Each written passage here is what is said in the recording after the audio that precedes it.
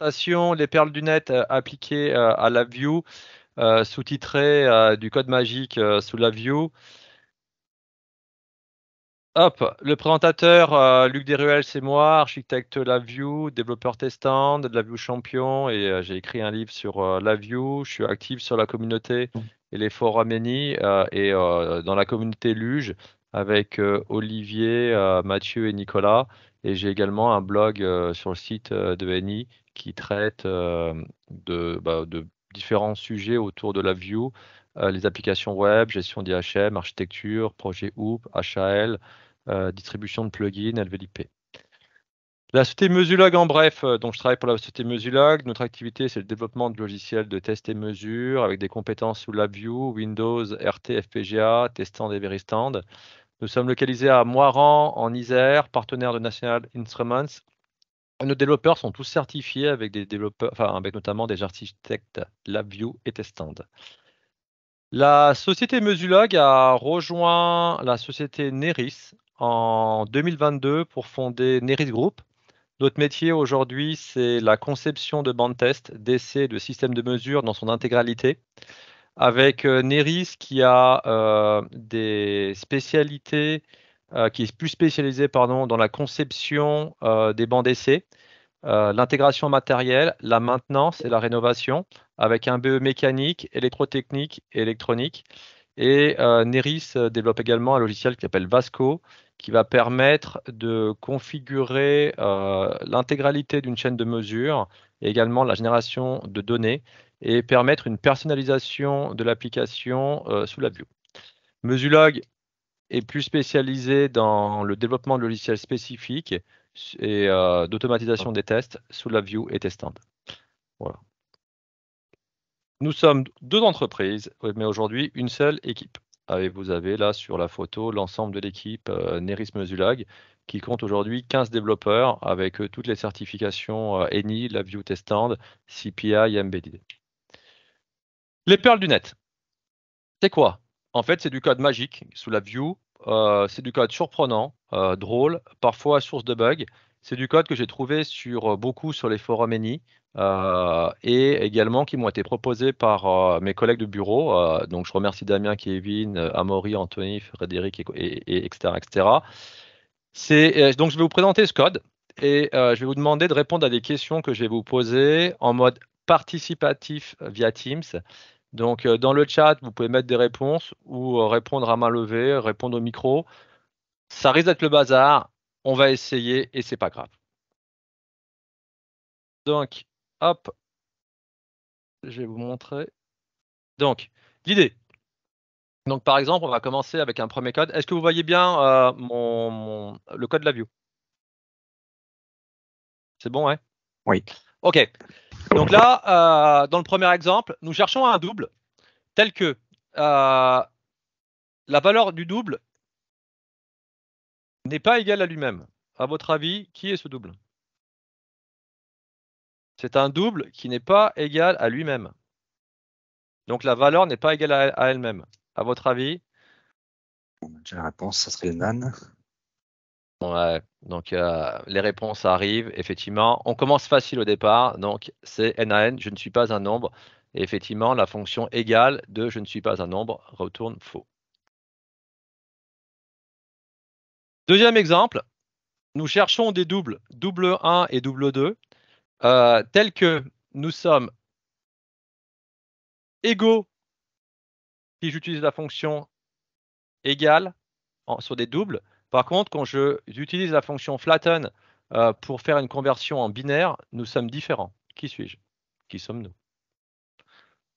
Donc nous sommes égaux en double, mais différents en binaire. Qui suis-je? Pi? Non. Pi 3,14. Ah, ça commence à arriver. On voit à l'infini. 0 et moins 0. En fait, si vous faites un test avec l'infini est au-delà, comme dirait Buzz l'éclair,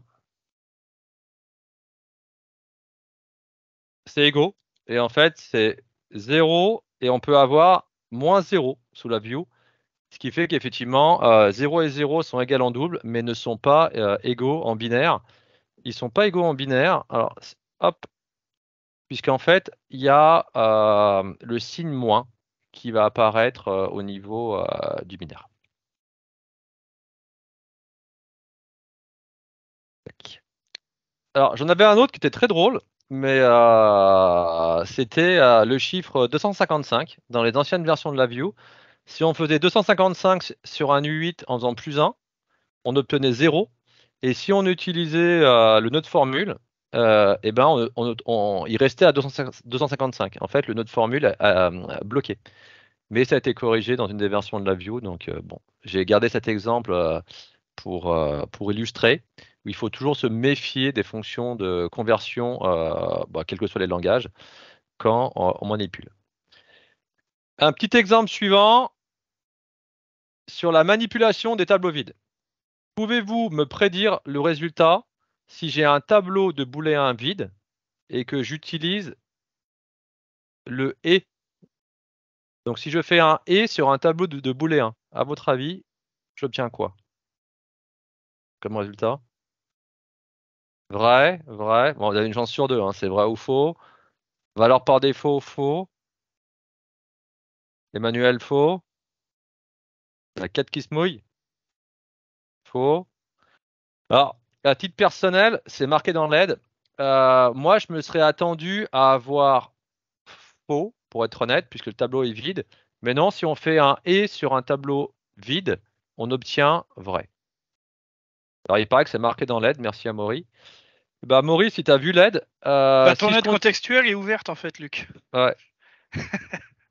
Et en fait, si on fait un. Oui, c'est vrai. Allez hop, je te la ferme. Enfin, je ferme l'exemple, évidemment. Si je fais la fonction multiplication sur un tableau vide, à votre avis, quel est le résultat?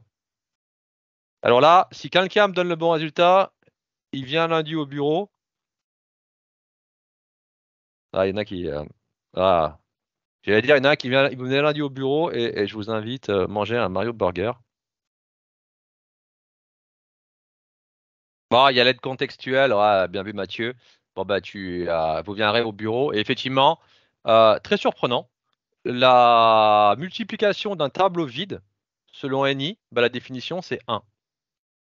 Et là, j'avoue que mathématiquement, j'ai un peu du mal à le deviner. C'est logique, c'est le 0. Le 0, c'est 1. Merci Antoine. C'est d'une logique binaire.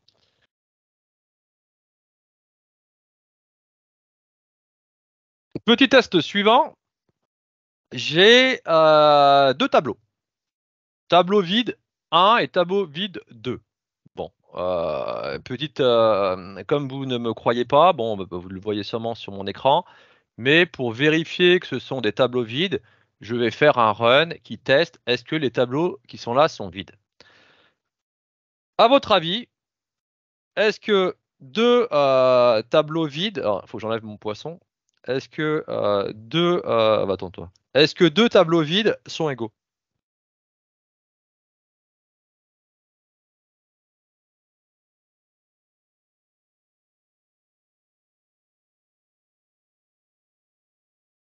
J'ai l'impression Si que tu tout le monde poses la se mouille. question, c'est que ça doit être non. Mais... Alors, pas dans ce cas-là. Sachant que pour faire le test, si je prends je vais le décabler. Alors, je vais le décabler comme ça d'ailleurs. Clac. Si je prends. Alors là, je n'ai pas pris le bon, évidemment.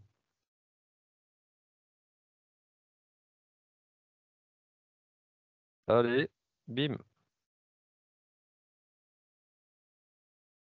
Si je l'avais pris par rapport à lui-même ou par rapport à un autre, en fait, les tableaux vides sont pas tous vides et pas tous aussi simples. Alors, ma réponse est pas très bonne et je vais vous l'illustrer. En fait, tous les tableaux vides ne sont pas de taille 0. C'est-à-dire que si on exécute ce code-là, en fait, on a un tableau vide qui est ici, qui est de taille 0, c'est-à-dire 0, 0. Par contre, je peux très bien avoir des boucles qui viennent générer du code et à l'intérieur, pour une raison, j'ai par exemple une structure qui vient dire n'empile pas. Enfin, j'ai perdu le terme, mais vous avez tous compris, c'est de mettre à faux la condition de sortie. Et je vais avoir un tableau vide, mais qui a une dimension 6,0. Et en fait, un tableau 6,0 ne peut pas être égal à un tableau de dimension 0,0. Donc en fait, on peut avoir des tableaux vides, mais comme ils ne sont pas de même dimension, ils ne sont pas égaux.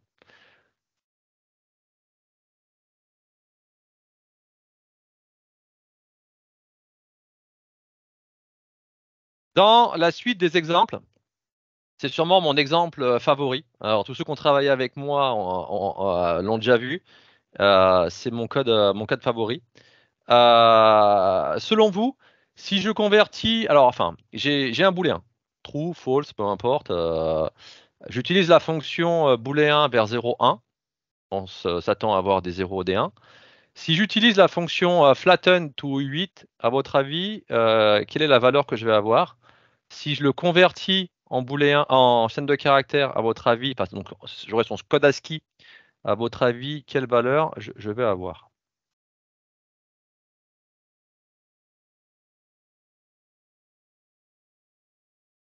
128? Non. Celui-là, il est facile, hein. Si j'envoie ce code-là, effectivement, je fais un run. La définition du booléen par défaut, c'est 0 ou 1. Donc là, c'est facile. Donc sur cet exemple-là, il n'y a pas trop de soucis. J'ai que des booléens à 0. Je vais vous montrer un autre code. Alors, ouais. Et je vous l'exécute. Et en fait, c'est le même code. Par contre, j'ai pas les mêmes valeurs. Est-ce que quelqu'un a une idée? Pourquoi? C'est-à-dire là, mes booléens, ils n'ont pas du tout la valeur 0 ou 1, ils ont la valeur 73. C'est le même code. On est d'accord, hein?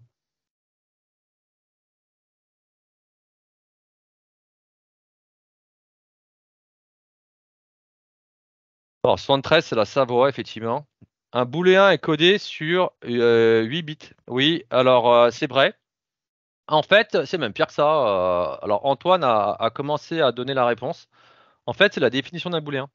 La définition d'un booléen dans le langage informatique, c'est faux et 0, et toute autre valeur donnera vrai. C'est-à-dire qu'on peut mettre en fait 1, 2, 3, 4, 5, c'est vrai. Et on a souvent ça quand on discute avec des automates. En fait, true false pour les booléens, en fait, c'est 0, 1. Et en fait, s'il y a un bug, il y a 2, 3, 4, 5, 6, 7, la valeur sera vraie. Ce qui fait qu'effectivement, pour faire ça, c'est un code que je trouve toujours très drôle. On prend 73 et on le met dans un booléen. Et là, je vais avoir un booléen qui, si je le remets dans l'autre sens, me retourne 73. Et en fait, et ça, j'ai toujours trouvé ça très très drôle. Et on peut donc coder des mots de passe. Et je vais refaire comme Mathias, hein, salut Luge. Et en fait, je viens de coder salut Luge dans ce tableau de booléen. Et si je l'avais pris et que je l'avais mis dans le code qui est ici,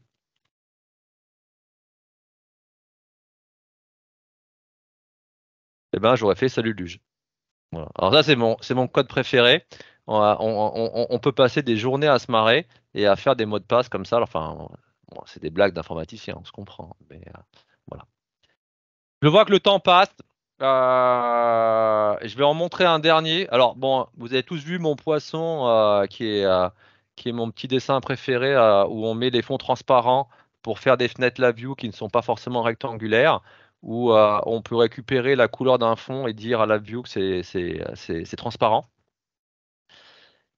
Je vais voir si tout le monde connaît les fameux nœuds de propriété sous LabVIEW. Donc vous connaissez, alors là, il y en a un qui connaît ici, je le vois à l'écran, c'est Amaury. Merci Amaury. Il existe des nœuds de propriété sous LabVIEW.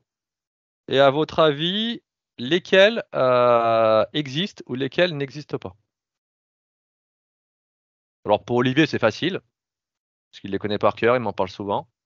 Donc là, on va voir les 4 et le 3, ils spécialistes. existent. Le 1, Alors il existe.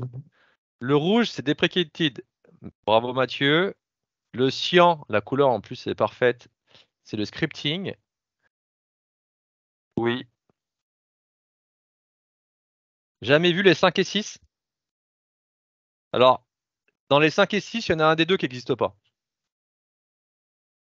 Je pense que c'est le 6 qui n'existe pas. J'ai un doute sur le 5. Mais le vert, j'ai jamais vu ça. Alors, hop.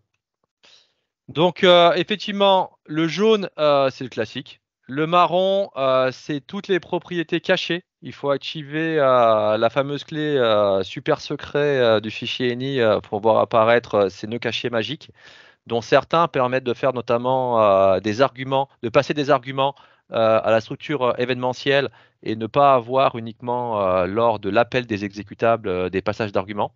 Et donc à la volée, on rappelle l'exé et il récupère les arguments. En rouge, on va avoir les deprecated, donc les obsolètes. Bleu, c'est scripting. Violet, c'est le FPGA. Et vert, c'était l'intrus. Et merci donc Amaury pour m'avoir soumis cet exemple qui était effectivement un peu compliqué. Allez, je vais tenter le dernier. Alors, le dernier, il traite des arrondis sous la view. Le but, c'est pouvez-vous prédire la valeur d'un double arrondi en entier? C'est-à-dire, j'ai un double 0,5. Quand je dois l'arrondir sous la view, quelle va être sa valeur?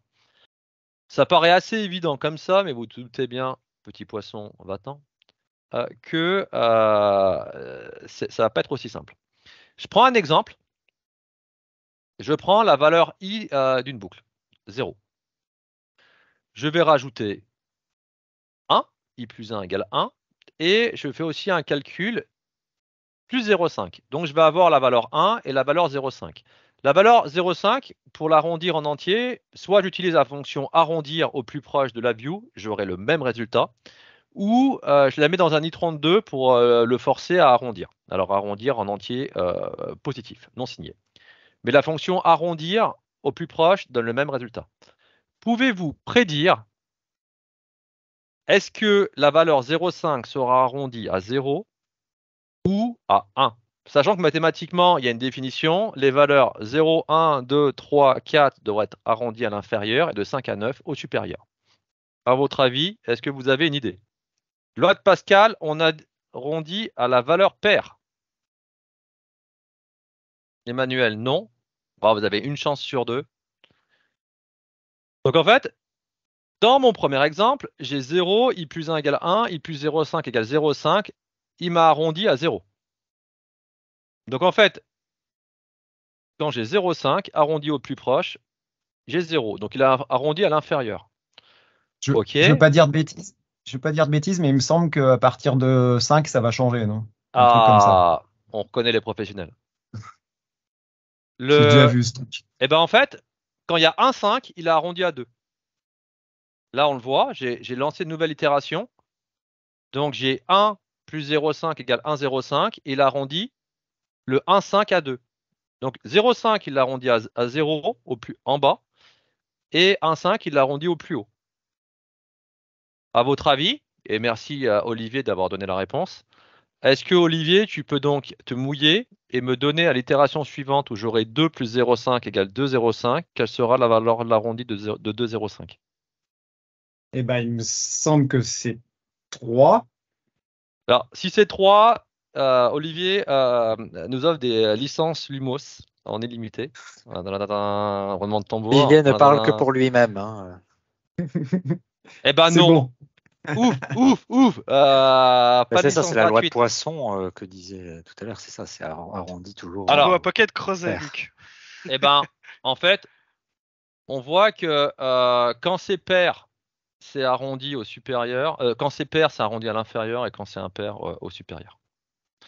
Donc effectivement, alors là, 0,5 n'est jamais pile. Si, parce que j'ai 1 plus 0,5, c'est un vrai 0,5. Donc je ne peux pas prédire x plus 0,5 sera arrondi au plus proche. Bah, je pense que 1 plus 0,5, à moins qu'Antoine, j'ai mal compris ta phrase. Mais effectivement, avec la mantis et exposant, on pourrait en voir un peu plus, oui. Et effectivement, il faut se méfier. L'exemple est là pour montrer qu'il faut se méfier des arrondis, se méfier des changements de format.